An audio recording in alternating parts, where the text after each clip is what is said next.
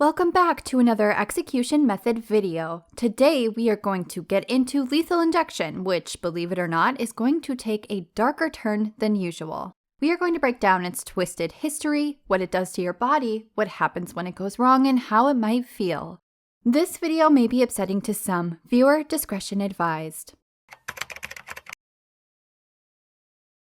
Lethal injection was first adopted in the US in 1977, with Oklahoma being the very first state. It was implemented mainly because it seemed easier and cheaper than electrocution and the gas chamber. At the time, the needed drugs were pretty easy to come by, and keeping a surplus in stock for the calendar year wasn't an issue. It's hard to say where this initial idea came from, but if they pulled inspiration from past use in history, well, that is pretty messed up in its own right. Let's rewind a few decades.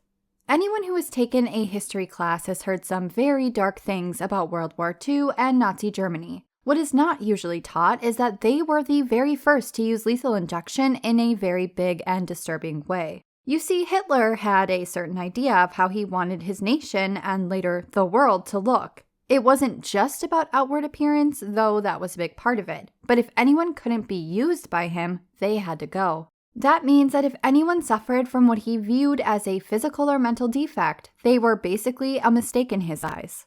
Hitler was nothing without his scientists. Some of these scientists were doctors who had specialties. One in particular, Karl Brandt, was trained in surgery with experience in anesthesia. He joined the Nazi Party in 1932 and quickly became part of Hitler's inner circle as his very own escort doctor. As a little time went on, Hitler started to see a bigger picture. He also wanted to see just how far Brandt was willing to go for him. After all, he would accept nothing less than complete allegiance and loyalty.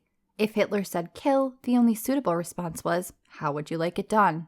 Brandt was selected to be the head of Hitler's chancellery, and with this new title came some major responsibilities. He was to get going right away on starting and administering the Action T4 euthanasia program. One of the reasons that working with Brandt was so appealing to Hitler was because he had adopted the mentality that the health of society as a whole should always be prioritized over the well-being of individuals. That meant that sometimes shady things needed to be done for what they viewed as the greater good. The first step was to find a cheap and abundant chemical to use in lethal injection. These deaths had to be easy. For them, comfort was surely no goal. They eventually landed on phenol. Phenol is a caustic agent mainly used in deep chemical peels today. As I'm sure you guessed, it causes chemical burns on contact. The thing about chemical burns is that they have a tendency to begin with just a small sting, but as time goes on, the burns extend deeper and deeper and grow in misery. Unlike one small thermal burn that will begin to ease with time and treatment, these will only worsen. As the minutes and hours tick by, you would start to imagine that it just can't get any worse, and yet, it does. It might begin to feel like the affected area is actively on fire. Now imagine having a chemical burn that not only affected your skin, but extended deep into your muscle. If the deadly dose is given through an intramuscular injection, as I imagine many were, that is exactly what would happen. After, the caustic solution would be slowly introduced into your bloodstream as well. On a systemic level, this agent wreaks havoc in some of the most unpleasant ways. It wages a war on tissue and cells. It eventually irritates and corrodes internal tissue, sometimes leading to internal bleeding. Additionally, it can trigger hemolytic anemia. This means that red blood cells are destroyed quicker than the body can make them. This restricts the amount of oxygen being transported and utilized system-wide. Some of the unfortunate symptoms and effects include violent vomiting, convulsions, profuse sweating, heart arrhythmia, and extreme abdominal and muscle cramping.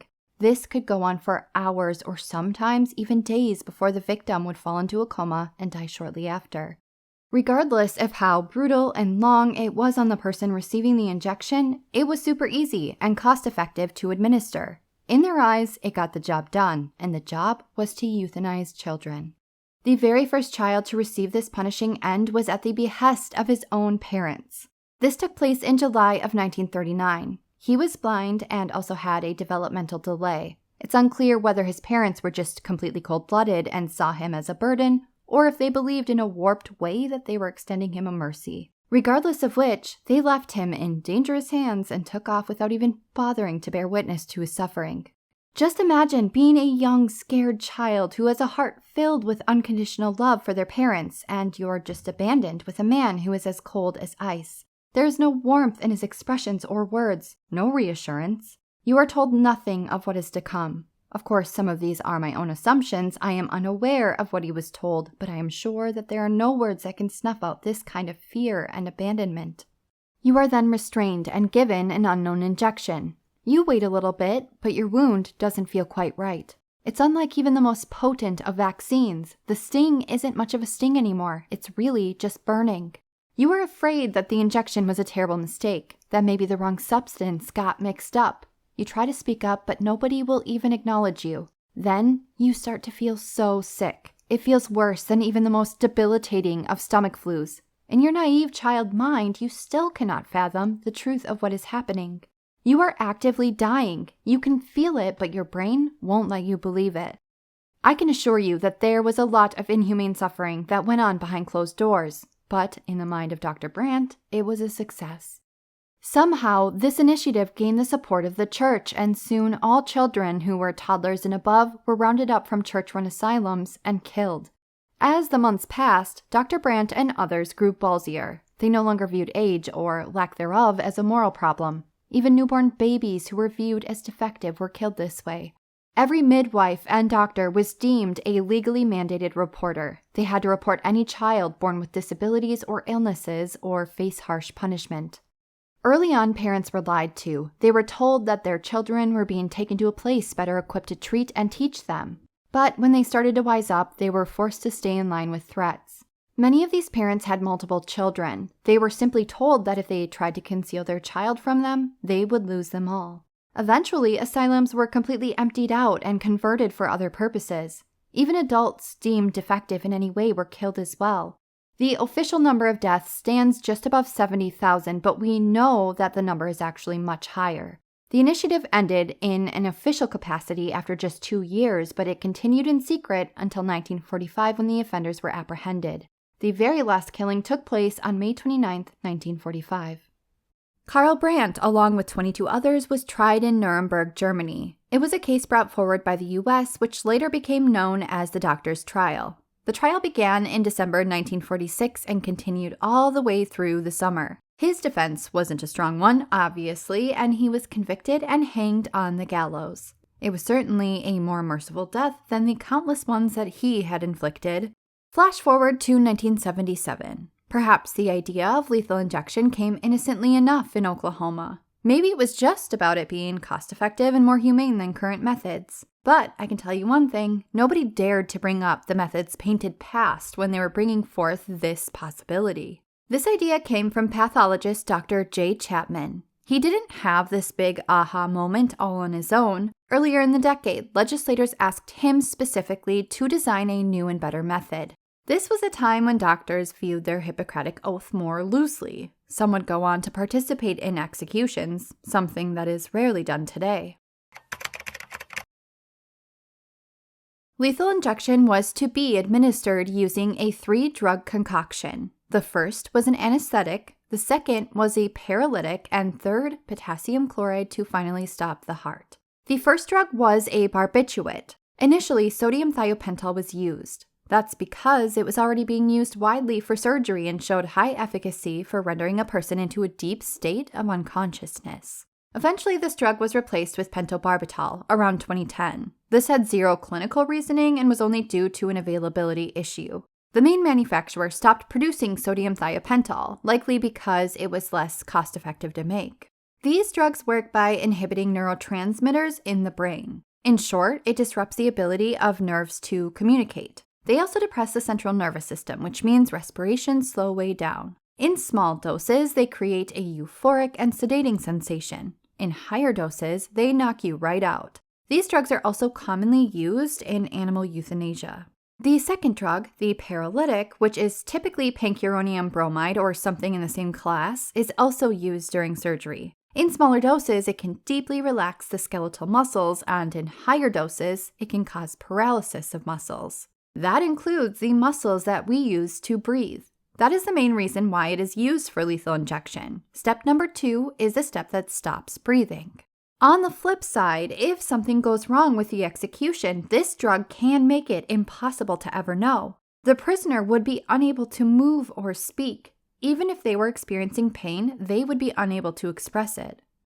The final drug has always been potassium chloride. Its only objective is to stop the heart. In smaller doses, it is used to treat heart and kidney disease. Anyone who has ever received an IV dose will tell you that it burns. It's one of the more painful medications to receive. In theory, these are pretty solid choices for an execution. The barbiturate should render the prisoner unconscious, and anything that happens after will not be experienced. It doesn't matter that they will be paralyzed or receive a big pop of what feels like extremely caustic acid in their veins. But the reality didn't always line up that way. Lethal injection is the most botched modern execution of all time by a landslide. Here are the main reasons why. Prison staff is often tasked with placing IVs with minimal training. They aren't placing IVs on compliant patients with healthy veins. They are placing IVs on non-compliant inmates, some of which have scar tissue built up from previous IV drug use. This in itself has led to some unfortunate mishaps, but it got worse. In 2013, drug companies grew a conscience, at least from a PR perspective. Let's not pretend like most of them have any kind of soul. They eat, sleep, and bleed dollar signs. They began taking some fire in the media and from activists for supplying drugs for the purpose of execution. By 2013, they couldn't take the heat anymore and pulled the supply of barbiturates. This left states flailing. They had to get creative. Many turned to local compounding pharmacies, but not only was it hard to keep up with demand, they too began taking some heat. In most states, it had to be public knowledge. Once the supply of barbiturates was cut off completely, states got to work researching pharmacology. They had to find a new cocktail that would hopefully achieve the same results. Remember, it was only certain drugs that were cut off. They could still obtain others like benzodiazepines. That is exactly what they landed on. Midazolam, otherwise known as Versed, is a fast-acting benzodiazepine that is used for certain procedures. It really works completely different from a barbiturate. It does induce sedation and sleepiness, but isn't a go-to for rendering a person unconscious. It offers anxiety relief, but can also cause amnesia. It is commonly used for things like pain management procedures and colonoscopies. The patient might be completely awake during the procedure, which can come in handy, but they will forget it all. Therefore, they will feel like they are waking up from a deep sleep after. Really, they just lost their ability to form any short-term memories once it was injected. Their memories prior remain intact, and it can be short-acting, so they can return to normal function after just minutes. This change led to some seriously agonizing executions to both experience and witness. Anytime that I make a video about lethal injection, one of the biggest questions that I get is, why doesn't the state just use fentanyl as a single drug? And the answer is, it has been tried, sort of. It wasn't a single drug method. Instead, it was used alongside other drugs. This took place in South Dakota, and there is very little intel about how it actually went available to the public. We do know that they saw it as enough of a success to want to preserve the method for future use. The problem with fentanyl is availability. The state certainly cannot obtain the synthetic dangerous version made in China. They have to go through the legal and proper channels. There is a serious problem with using any drug at all, and that is that it is not sustainable in the long term. Drug companies will always pull the plug on supply once they realize what their drugs are being purposed for. The only state that is the exception to this rule is Texas. They are the only ones allowed privacy. They can keep their drug suppliers strictly confidential, which makes compounding pharmacies happy to do business with them. When it comes to trying to pick the all-time worst botched lethal injection, it's tough. We have the man who was recently put to death in his second execution attempt by nitrogen hypoxia after surviving his lethal injection. Then there is Joe Nathan James Jr., who endured a 3.5-hour-long execution before he was finally pronounced dead. After hours of poking him like a pincushion to place an IV, they turned to a more invasive and painful procedure that the prison employees had little to no experience with. They eventually sedated him to the point that, when the witnesses were allowed to take their seats, he could no longer speak or keep his eyes open. He was stripped of his right to speak his last words and have them shared with the public. But I would still contend that nobody had it quite as bad as Clayton Lockett in Oklahoma. That is a name that lives rent-free inside of my brain. You see, as someone who studied pharmacology, I was very tuned in to the whole ordeal of the changes with lethal injection. Once midazolam was announced as a replacement for the barbiturate, I just couldn't see how that would possibly work. Even in a procedure where it's used, the patient doesn't always appear unconscious. Plus, when it is used in a clinical setting, it is often given alongside fentanyl for added pain relief and sedation. Let's not forget that it is also pushed by a nurse with an expertise in anesthesia or an anesthesiologist. It is their job to have the perfect dosing to achieve the desired effect. They are also aware of the many factors that come into play with dosing. Some people are genetically predisposed to having a higher tolerance. Some people have gained a tolerance from previous misuse of drugs or regular use of prescription medications. It is never one size fits all. The reason that I will never forget the name of Clayton Lockett is not because I have an overabundant amount of sympathy for his ordeal. It is because his death was one of the first in modern times to really demonstrate how the state is really the wild, wild west when it comes to executions. Oklahoma, in particular, has some laws to offer a veil of secrecy, and they use some dirty tricks to conceal their ways even further. One of their tricks was purchasing the drugs using petty cash. This means that there is a limited paper trail. It allots them time to get the job done before anyone comes along to legally contest and hold it up. They simply only provided the drug names and no motives behind them. Even still, there was an attempt to hold up their process. The state Supreme Court initially granted a temporary stay of execution for Lockett. Within weeks, it was completely dismantled when state legislators threatened to impeach the deciding justices and the governor threatened to go on a witch hunt. When I remember Lockett, it is impossible to not remember Stephanie Neiman. The sad truth is that because her murderer went on to become the face of botched lethal injection, she often got lost in the media along the way. Stephanie was just 19 years old when she happened upon the wrong place at the wrong time. It was a June evening in 1999, and she had recently graduated from Perry High School. She was a skilled saxist who was an integral part of her school's marching band. She had a lot of passions and dreams for her life. That night, she simply wanted to have a low-key, fun evening with a couple of friends. She headed to her guy friend's home but walked in on utter chaos. Her friend was tied up, bruised, and bloody. Clayton Lockett and a couple of his guys were beating him and screaming at him for a supposed unpaid debt. They immediately saw Stephanie as a witness. She was hit hard over the head with a shotgun. Still unsteadily conscious, she was forced to kneel. Lockett aimed the shotgun at her head and fired. The gun jammed, sending Stephanie into a panicked frenzy. I imagine she began crying and pleading for her life, but Lockett did not care. He cleared the jam and fired again. This time, it hit. Still breathing, she was brought to a secluded rural area where Clayton's co-conspirators began digging her grave. She was buried, still with a pulse and still breathing. It's hard to imagine that there are worse men on death row than Clayton Lockett. He exercised zero regard for human life during his crime. He was handed 2 perfect chances to change his mind. The first was when Stephanie walked through the door, and the second was when the gun jammed. It could be argued that the third was when she was still breathing after she was shot. It's perfectly normal to not have sympathy for the suffering that he later endured during his execution. His day to end all days was April 29th, 2014. He really did his best to take control of the situation. At one point, he fashioned a noose in his cell, but was caught before his labor paid off. On the very morning of his death, he made another attempt by slicing his right arm. He was discovered, tased, and brought into an examination room.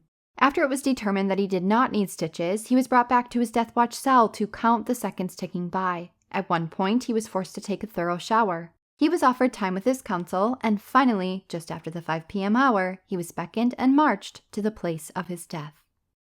Clayton knew that he would be the state's first guinea pig with a new drug cocktail. I often wonder if he imagined that it would actually go as badly as it did. At around 5:30 p.m., the witnesses, including loved ones of the victim, his counsel, and media representatives, still had no idea exactly when his execution would commence. Little did they know that it had already kicked off behind the scenes. Clayton was strapped into a medical gurney with a very small team of people ready to pounce.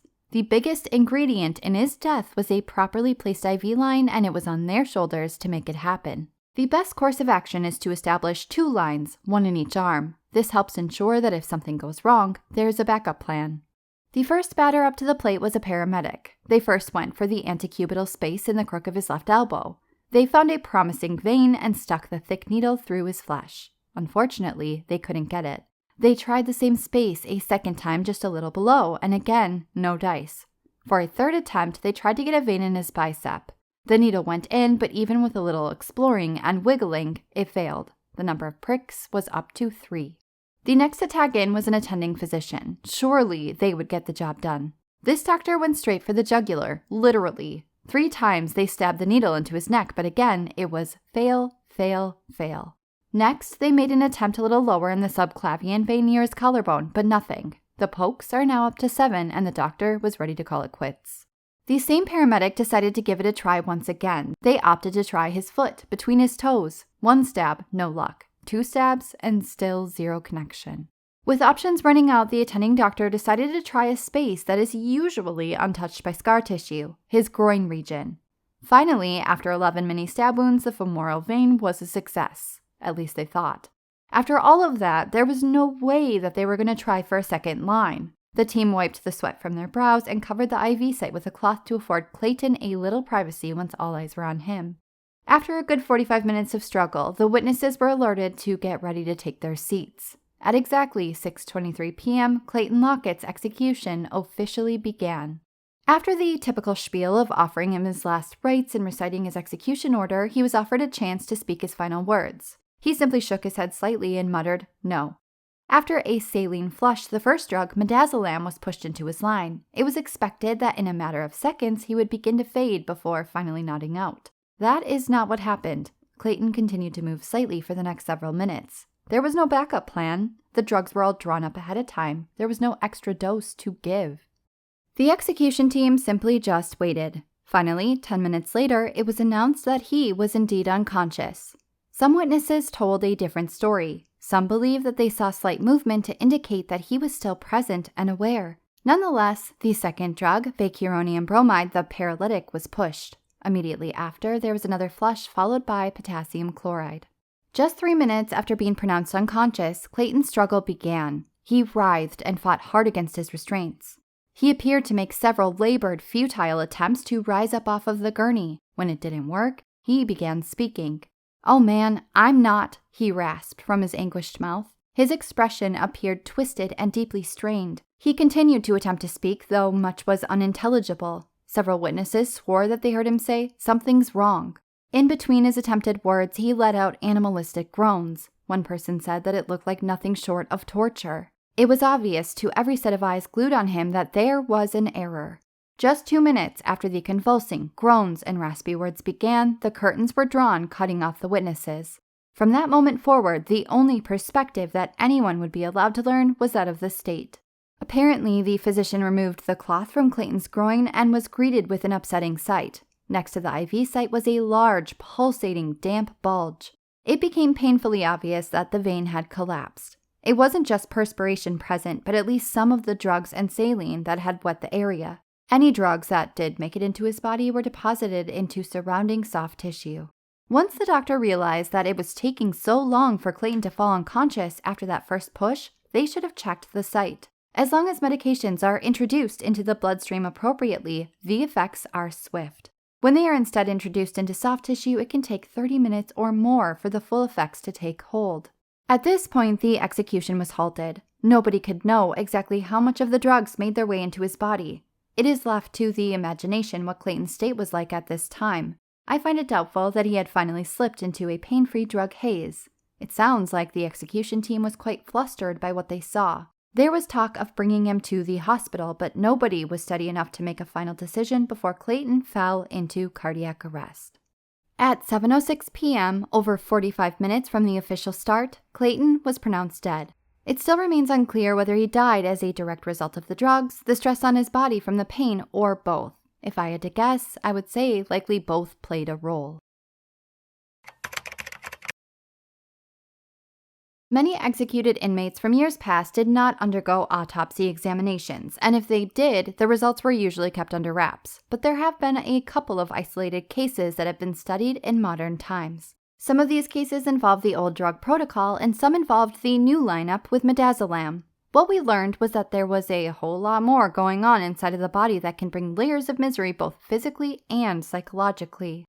If everything went as planned and the inmate was in fact rendered unconscious before the second 2 drugs were pushed, there was very little suffering involved. The only pain felt would be the placement of the IV lines. It would simply feel similar to being induced for surgery. Once the barbiturate was pushed, you could begin to count 1, 2, 3, 4, and by the time you made it to 5, you would be out. There would be zero memory formation from that point on. That would be the end of your living human experience. But if it did not all go smoothly, it was a different story entirely. For instance, if the vein collapses or the line is not placed properly in the first place, the drugs would go into surrounding tissue. This immediately puts a delay on efficacy. You see it as going into extravascular tissue, meaning not within the vascular system, and it will only be absorbed into the bloodstream through passive diffusion. Long story short, the drug molecules will slowly transport into the bloodstream. They will migrate from an area of high drug concentrate to low drug concentrate. If you've ever had a medication injected into subcutaneous fat, typically in the belly or upper thigh, you might remember that it took around 25 to 30 minutes to really take effect. This would be similar. On top of the delay, there's also a chance that some of the drug never even makes it into the body. Both of these factors are bad news for lethal injection. Executions are designed to take no more than 10 minutes. The clock begins when the first drug is pushed and ends when the inmate is pronounced dead. If it takes a couple of minutes longer, it's really no big deal, but when they start to exceed 15 to 20 minutes, the public is going to be ready and waiting for an explanation. Additionally, the entire process is 100% reliant on that first drug taking effect. If the inmate is not unconscious by the time the second and third drug is pushed, that is a big-time fail.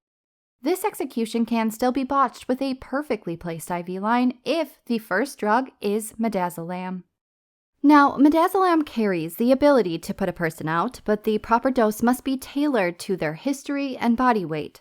This is something that is reserved for anesthesiologists for a reason. The state employs a one-size-fits-all approach and simply does not have the pharmacology knowledge to get this done. Things like certain autoimmune diseases, long-term medication therapy, previous lifestyle choices, and genetics are big factors in determining a proper dose. A person may have a petite body frame but suffers from something like Ehlers-Danlos syndrome, which can cause anesthesia resistance.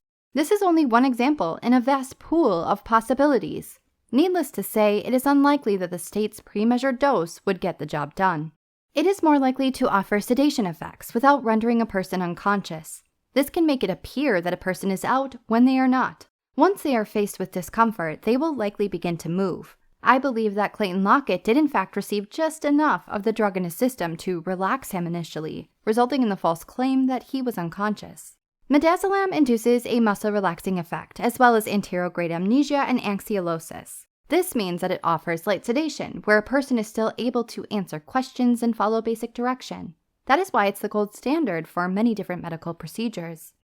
Being awake when the second drug takes effect is honestly pure nightmare fuel. Suddenly, you're unable to move, but that is not all. Your respiratory muscles are going into a rest, which means that you can no longer draw in a deep breath.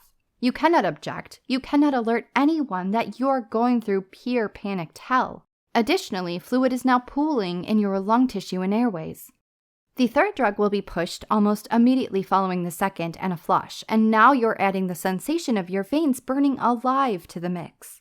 It will quite literally feel as if sulfuric acid is traveling from your IV site to your heart. You will be able to track its movement with your mind. It basically causes scorched earth, meaning that the tissue it has already touched will linger with pain. This is one large dose that is pushed way too fast. In a clinical setting, potassium chloride treatment is still no picnic, but it's pushed slowly to help a person tolerate the discomfort. So to recap, you would be contending with losing the ability to move and speak completely, not being able to breathe, drowning in your own fluids, and your veins burning like a son of a gun. The only semi-good news to offer here is that your suffering would finally end in minutes. However, the same cannot be said if you go out the way that Clayton did. If all of those drugs are deposited into extravascular tissue, it could take an hour or more for that final drug to stop the heart. You would still be able to move in the beginning. You'd be able to speak, just like he did. But remember, that third drug would come into contact with more than just your vascular system. Potassium chloride can cause burns to even your skin. It's going to burn any and all of your tissue that it comes in contact with. Everything that I described earlier would still happen, just at a much slower rate. You would also have agonizing burning plaguing the tissue surrounding your IV site. Let's also not forget that the state is not going to save you from your suffering. Sure, there were talks of transporting Lockett to a hospital where he could receive specialized care, but he died before any decision was made. You will simply be left to suffer without any kind of pain treatment until your body surrenders to the effects. Once it became known from autopsy examinations that these drugs do in fact cause fluid to pool in the lungs, resulting in the sensation of drowning, some state Supreme Courts did rule that this was in fact cruel and unusual punishment, making it unconstitutional. Other states have not made similar judgments, and it's still viewed as an acceptable method. Of course, with almost all states being slaves to the drug companies, many have looked to a new method. It was even used for the very first time this year. That is, nitrogen asphyxiation. I do have a full video on that method if you'd like to know more. I expect that within the next decade, we will see an evolution in capital punishment. We are at a fork in the road right now. Other states will likely move to adopt the new nitrogen method. Some may go back to the more archaic methods of the electric chair. One state even recently refurbished their old hydrogen cyanide gas chamber. Texas may be the only one to keep lethal injection on their docket as long as they are able to maintain their private deals with compounding pharmacies. I don't expect that capital punishment will just be outright outlawed. The states that have held firm on it after all of these years are not likely to let go anytime soon. Many of their politicians still run on it as a platform. In fact, as you are watching this right now, there are likely people working on figuring out which methods to move to, or possibly drawing up a new idea entirely. One can only imagine what those ideas might be.